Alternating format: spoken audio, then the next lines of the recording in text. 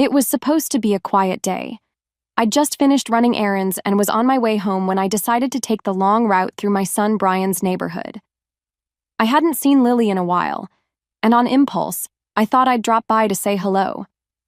I didn't call first, I never had to. We were family, after all. But as I turned onto their street, something immediately made me slow down. There, parked neatly in the driveway, like it belonged there, was my husband's car, Douglas's black sedan, the one he claimed had a transmission problem and was at the mechanic's. The same car he told me wouldn't be back until the weekend. Yet there it was, right in front of Lily's house, clean and shiny as ever. At first, I thought I was mistaken. I even stopped the car and stared at it for a while, expecting someone else to come out. Maybe it wasn't his. Maybe it just looked like his. But my stomach told me otherwise. I parked a little farther down the road out of sight and sat in silence for a moment. My hands were resting on the steering wheel, but they felt stiff, cold. I don't know what made me do it, but I got out and started walking. Slowly, carefully, like something inside me knew that whatever I was about to find wasn't going to be good. The front door was shut, and the curtains were drawn, which was odd. Lily always kept the front windows open. She said she liked the sunlight. I moved around to the side of the house where the guest room window faced the small garden. That's when I heard voices. I froze. Douglas's voice came through clearly. Calm. Familiar. But what caught me off guard was the tone. Too soft. Too comfortable. The way you speak to someone you've grown far too used to whispering to. And then, Lily's voice. Low, intimate. I could barely make out the words, but it was enough. I know I shouldn't have, but I moved closer to the window, just enough to hear better. She laughed. That sweet, nervous kind of laugh I'd only ever heard her use around Brian. But this wasn't for Brian. Then I heard Douglas say something I'll never forget. If she ever finds out, it's over. I didn't breathe. Lily replied softly. She won't. She trusts you. And she wouldn't believe it even if someone told her. I felt something in my chest tighten. My ears were ringing. The kind of ringing that makes the world feel far away, like you're watching your life from outside your body.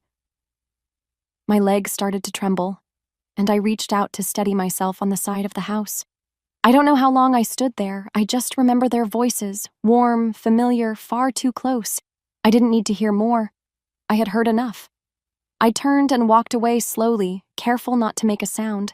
My hands were shaking, my steps unsure. As I got back to the car, I sat in the driver's seat for several minutes, staring at nothing, trying to understand. Douglas was supposed to be out of town.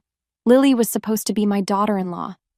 This wasn't just a bad dream. It was real, it was happening, and I had no idea what to do. I didn't start the engine right away. I sat there, trying to breathe through the storm building in my chest. I wanted to scream, but I couldn't. I wanted to cry, but I didn't. Not yet. Because deep down, I knew. This was just the beginning. And whatever this was, it ran deeper than I was ready for. I didn't sleep that night. I laid there beside an empty space in my bed, thinking about everything I'd heard at Lily's house. Douglas had told me he was visiting his cousin in Fairview for a few days. He even packed a bag, kissed me on the cheek, and told me not to wait up. The lie had been so smooth, so ordinary, I hadn't questioned it. After 35 years together, I thought I knew his rhythms. But now, I saw it all differently. Looking back, there were signs. They'd been there for months, little moments that I had brushed aside. Douglas started keeping his phone on silent, even at home. When I asked why, he said the notifications annoyed him. Once, I walked into the kitchen while he was texting, and he jolted like I'd startled him. He quickly turned the screen face down. I laughed it off at the time, thinking maybe he was planning something sweet for my birthday. But my birthday came and went, and there was nothing. He also stopped sitting next to me on the couch. We used to share a blanket while watching evening shows. He said the couch was hurting his back now and preferred the recliner. but somehow the recliner seemed to give him more privacy than comfort. I remember one night I got up to grab tea, and when I returned, his phone screen was glowing in his palm. He quickly turned it off. There were also changes in how he looked at me, or rather, how he didn't. His eyes used to be warm, curious, even after all these years. But lately, they were distant, cold, like he was looking through me. And it wasn't just Douglas. Lily had changed too. She used to be warm, even chatty with me. We'd bake together sometimes. She'd text me photos of Brian on business trips or ask for my opinion on furniture. I thought we had a bond, but over the past year, something shifted. She stopped inviting me over. During family dinners, she'd avoid eye contact. If I offered to help with the baby, she'd politely decline, saying, "I've got it, thanks." Always with a smile. But it didn't feel like kindness. It felt like distance wrapped in politeness. And Brian? My sweet boy. He didn't see it. Or maybe he didn't want to. He was always tired from work, always distracted. I could tell he sensed something was off at home, but he'd dismiss it. Once, when I asked him gently if everything was okay between him and Lily, he sighed and said, "It's just stress, Mom. Lily's been tense lately. That's all." But I knew better now. The pieces didn't fit before, but they were fitting now. And what they formed was something I never imagined. I sat at the dining table the next morning, staring at my cup of tea. The house felt quiet. Too quiet.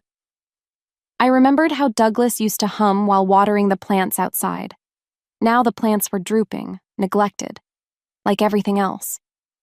My heart was heavy, but my mind was beginning to clear. This wasn't just a mistake or a one-time betrayal. No, this had been growing behind my back like a weed, carefully hidden, watered with lies. What hurt the most wasn't the affair. It was the layers of trust that had been peeled away, quietly, while I went on believing we were still a family.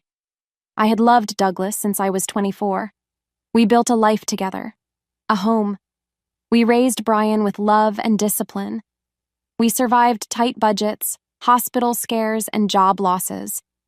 I thought we were unbreakable. But now I wondered, had I been the only one holding it all together? I placed my hand gently over the worn dining table. Douglas had built it himself in our first year of marriage. Each scratch on it had a story. I used to see love in the imperfections. Now, all I saw were reminders of how far we'd drifted. I didn't cry. Not yet. But something inside me had shifted. I could feel it. This wasn't a situation I could ignore. It wasn't a phase. It was a storm. And I had just stepped into the eye of it. And somehow I knew. If I started digging, I wouldn't like what I found. But I also knew I couldn't stop myself. I don't know what gave me the strength to return to Lily's house the next day.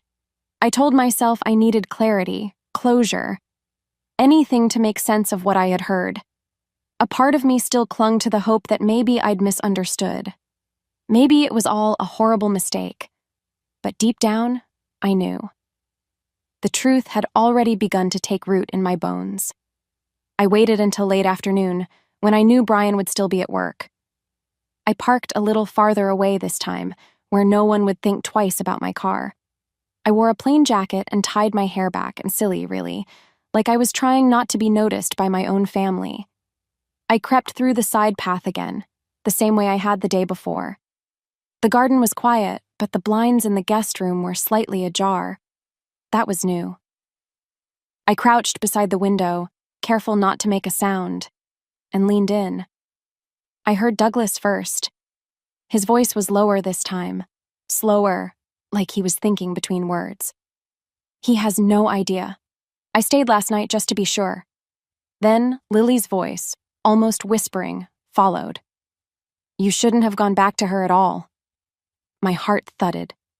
Her? She meant me. Douglas sighed. I had to. She was asking questions. She's suspicious. Then, lie better, Lily snapped, her tone sharp. The more she pokes around, the closer she gets. And I'm not risking everything because you got sloppy. There was a pause. Silence thick enough to drown in. Douglas spoke again, but this time with a softness that twisted my stomach. You know I'd choose you. I flinched. Don't say things you don't mean, Lily said. We've come too far. You need to fix this before she finds out about... She stopped. There was a loud clink, maybe a cup set down on the table, and then the sound of movement. I leaned back from the window just slightly, my breath shallow. My legs were beginning to ache, but I didn't dare shift. Fix what? Before I could even process it, Douglas chuckled, that familiar, easy laugh he used to use with me. The same one that used to make me feel like everything was fine. She's not as sharp as she used to be, he said. Trust me, she won't figure this out. I closed my eyes. He wasn't talking about a stranger. He was talking about me. I stayed crouched for a few minutes longer, afraid to move. Their voices dropped again, but I couldn't make out the rest. I didn't need to. The damage was done. There was no room left for doubt. I rose slowly, my knees stiff from kneeling. My palms were cold, damp from gripping the window ledge. Every step I took away from that house felt like 1,000 pounds of weight pressing on my chest. My thoughts were spinning. How long had this been going on? When did Lily become this person? And how had Douglas, the man who once carried me across the threshold of our first home, become so unrecognizable? I reached the sidewalk and took one last look at the house. I remembered when Brian and Lily first bought it. Douglas and I had helped paint the nursery. We'd brought over casseroles and wine. I'd sat on that porch and rocked my granddaughter to sleep. And now, I couldn't bear to look at it. I got in the car and sat still for a long while, gripping the steering wheel with both hands. My knuckles were pale. My reflection in the rearview mirror looked older, sadder, like someone I barely recognized. Something sacred had been broken. Not just my marriage, not just trust, but something deeper. And the worst part was knowing they weren't sorry. They weren't hiding because they felt guilt. They were hiding because they still had something to protect. Whatever it was, I was going to find it. But I wasn't going to rush. I was done being the one who asked nicely, who waited to be told the truth. From now on, I would look for it myself.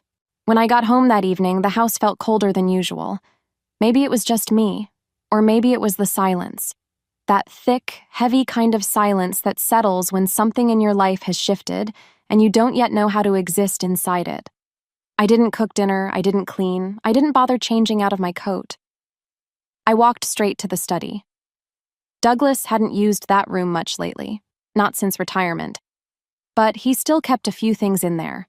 An old drawer chest, some papers, files. He'd always been possessive of his desk. It was the one place I never touched. Out of respect, out of trust. But tonight, I opened every drawer. At first, it was all junk. Old receipts, paper clips, a cracked stapler. But then I saw it, tucked beneath a pile of tax forms, inside a thin manila folder, a small black cell phone. One I'd never seen before. I held it in my hand for a long time. It was cold. The kind of cold that felt unnatural, like it had been hidden a long time. I pressed the power button and the screen lit up. No password. What I found on that phone changed everything. Dozens of messages, all from a single contact, Lily. Same time tomorrow? I missed you today. Don't forget the envelope. Photos. Some of them blurry, others too clear. There were texts going back almost a year. My heart pounded as I scrolled. Their language wasn't always romantic, and most of it was practical, planned, coordinated. But that made it worse. This wasn't a spontaneous mistake. This was something they had structured, protected. Then, just as I was about to put the phone down, one message stopped me. It was dated 6 months ago, just a few weeks after Lily gave birth to her second child. He still doesn't suspect the baby isn't his. I told him the timing was early, and he believed me. Thank God he looks enough like Brian. I read it twice, 3 times. I nearly dropped the phone. The baby. Brian's daughter. My granddaughter. Lily was saying, "She wasn't Brian's? No. No, no, no." My stomach turned. The walls around me seemed to pulse. The message wasn't a misunderstanding, there was no ambiguity. Lily had admitted it. Not just the affair, but the lie that stretched deeper than any I'd imagined. She had passed off Douglas's child as Brian's. I felt like I was going to be sick. My hand covered my mouth as I lowered myself onto the floor, the phone still glowing in my palm. How could she? How could he? Did Douglas know? Of course he did. That's why he kept this phone. That's why they were whispering about fixing things. This was bigger than I ever expected. It wasn't just betrayal. It was deceit rooted into the heart of our family. And the worst part? Brian had no idea. He adored that baby. He called her his miracle girl. I remembered the way he held her the first time, tears streaming down his cheeks. How he looked at Lily with pure love, so sure he was standing beside the woman who completed his life. And all along, she was lying to his face. I sat there in the study, still holding the phone, unable to move. My mind kept circling the same question over and over. Why? What did they want? What were they gaining from this? I had no answers yet. But I knew this. I couldn't let this continue. Brian deserved to know. My family deserved better than this rotten shell we were all living in. But I had to be careful. I couldn't go storming in with accusations. Not yet. They were hiding this for a reason. That meant there was more. More secrets. More lies. And if I wanted to tear it all down, I needed to be smart. Because once I started unraveling this thread, I wouldn't stop until everything was exposed. The morning after I found the phone, I sat at the kitchen table with a pen and a notebook.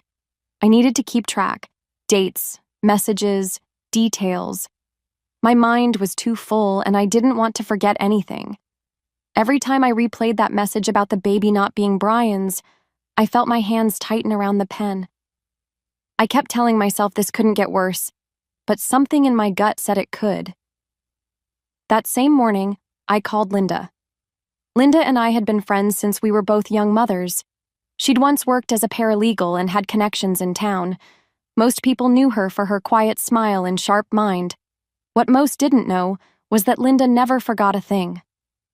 If anyone could help me quietly look into Douglas's recent behavior, legally or otherwise, it was her. We met at a small coffee shop on the edge of town where nobody knew our names. I slid the burner phone across the table, already unlocked. She scrolled through it quietly, eyebrows rising higher the further she went. When she finished, she looked up and said gently, "Grace, you need to prepare yourself. There's no way this ends neatly." "I know," I whispered. "But I have to protect Brian. He doesn't know anything."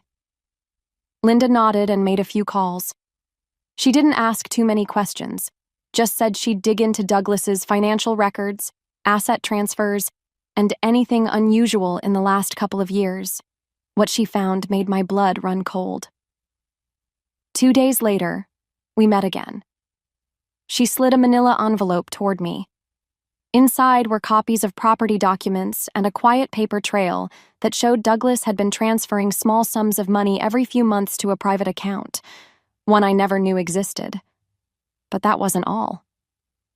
"Grace," Linda said, tapping one of the documents, "I think he's been funding Lily directly." "What?" My voice cracked. "This account," she pointed again, "is in her name, set up just last year, and several of the deposits line up exactly with dates from the texts you showed me." I felt like the air had been knocked out of me. Douglas wasn't just cheating on me. He was supporting Lily behind our backs. Money we'd saved, funds we'd built together over a lifetime, retirement accounts, all funneled to the woman married to our son. But Linda wasn't done. "There's something else," she said slowly. I found an old hospital billing code tied to Douglas from about 35 years ago. It's marked as a private DNA consultation. I froze. "What are you saying?" She looked at me gently. Grace, I think Douglas may have requested a paternity test on Brian, back when he was born. My hand went to my chest. No, that's not possible. Brian is his. I'm not saying he isn't, she replied carefully. But Douglas had doubts at some point. That's why he ran the test. I couldn't breathe. Douglas never told me he questioned Brian's paternity. We were married, together. We never had a separation. There was never another man. Unless it was projection. Unless he was the one with secrets back then, and he thought I might have had one too. How long had he been living with that suspicion? And why would he keep it a secret if the results confirmed Brian was his? Unless the results didn't. I felt dizzy. Everything I thought I knew was unraveling. My husband might not be Brian's father, and now he'd fathered a child with Brian's wife. It was like history repeating itself. Only this time, it was a betrayal I had no part in. I looked at Linda, my voice shaking. Can you find out the result of that test? She nodded slowly. I'll try. No promises. It's old, but I'll look. I gripped the edge of the table, trying to keep my hands from trembling. I had walked into this thinking I was uncovering one lie, an affair. But now I was tangled in something much darker, something generational, a web of secrets that stretched backward as much as it did forward. I didn't know where it ended, but I knew this. I was going to keep going. Because whatever truth had been buried in this family, I was going to dig it up. I felt like I was walking through a dream. Not the kind you wake from, sweaty and relieved, but the kind that follows you, hour after hour, like a shadow you can't shake. Even after Linda confirmed the hospital record was old and unrelated, just a routine checkup, and assured me Brian was Douglas's son, the weight in my chest didn't lift. If anything, it grew heavier. Because it meant Douglas had no excuse. No strange confusion from the past. No trauma to fall back on. Just choice. He had chosen to betray his son. He had chosen to build something twisted with Lily and lie to us all. And the baby. The child that Brian tucked in every night, sang lullabies to, called my angel. That baby wasn't his. I stared at the ceiling for most of that week. I didn't eat much. I didn't call Douglas. He still thought I was unaware. He still kissed me on the cheek each morning and mumbled something about golf or errands or needing air. Fine, let him lie. Because I was planning something. I needed them all in one place. Together. I couldn't go to Brian privately. Not yet. He wouldn't believe it without proof, and I refused to speak without evidence. I wanted them to hear it together. To look each other in the eye when the truth came out. So I invited everyone to dinner. I sent a group text to Douglas, Brian, and Lily. Simple and warm. Sunday dinner at 6, family night. Been too long. Lily responded first. Sounds lovely, Grace. I'll bring dessert. Douglas followed with a thumbs up emoji. Brian took longer. Finally, he replied, Sure, Mom, I'll make it. I cleaned the house the day before, not because I needed to impress them, but because I needed to feel in control. I rearranged the table, made space near the wall where I could hide a small phone, already set to record. I tested the placement 3 times to make sure it picked up every voice from every chair. Then I cooked roast chicken, potatoes with rosemary, the exact meal I used to make on Sundays when Brian was a teenager. I wanted this dinner to feel familiar, comfortable, like nothing had changed, because that's how people talk when they feel safe. When Sunday came, I set the table with the good plates, the ones we got on our 25th anniversary.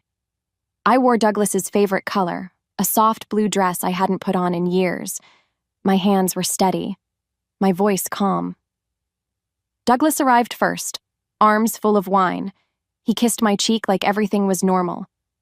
I smiled back, hiding the chill beneath my skin. Lily came in next, holding the baby on her hip and a tray of chocolate tarts in her other hand. She greeted me like a daughter, even leaned in and whispered, "You look beautiful tonight." I nearly laughed. Brian came last. He looked tired but happy. He kissed the baby, ruffled her hair, and gave me a hug that lingered longer than usual. "Smells amazing, Mom," he said. "Thanks for doing this." "Of course," I smiled. "Family always comes first." Dinner started slow, easy. Brian talked about work. Lily chimed in with stories about the baby. Douglas poured wine, cracked a few old jokes. I responded like nothing was wrong. I asked questions. I laughed in the right places. I served food and topped off glasses. But every time Lily leaned toward Douglas, every time their eyes met across the table, I watched. And every moment, the phone hidden behind the fruit bowl kept recording. Every word, every slip, every careful glance. I didn't need them to confess. I just needed their body language, their familiarity, the small, casual interactions that, when viewed later, with the truth known, would speak louder than any message or call. When dessert was served, I looked around at the faces of the people I once called my world. One man I had loved for 35 years. One daughter-in-law I welcomed like my own. And my son, my sweet, loyal son, caught in a nightmare he didn't even see coming. I sat back and said softly, "You know, I've been thinking a lot about family secrets lately." Douglas looked up, a faint flicker of tension crossing his face. Lily's fork paused midair. Brian blinked. "What do you mean?" I smiled. "Oh, nothing," I said. "Let's just enjoy the evening." But in my mind, I knew. The next dinner wouldn't be so quiet. The night after the dinner, I sat alone at the dining table, phone in hand, listening to the recording. Every detail I'd hoped for was there. The looks between Douglas and Lily, the subtle comments, the slip-ups.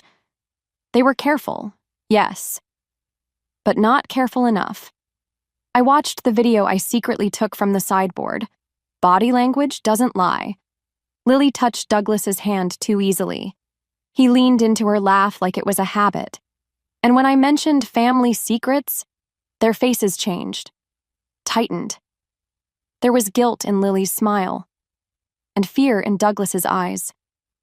It was enough to prove that I wasn't crazy, enough to show Brian. The next morning, I asked him to come over. Just him. I told him I needed help moving some boxes in the garage. He didn't question it. When he arrived, I tried to act normal, but I could barely look him in the eye.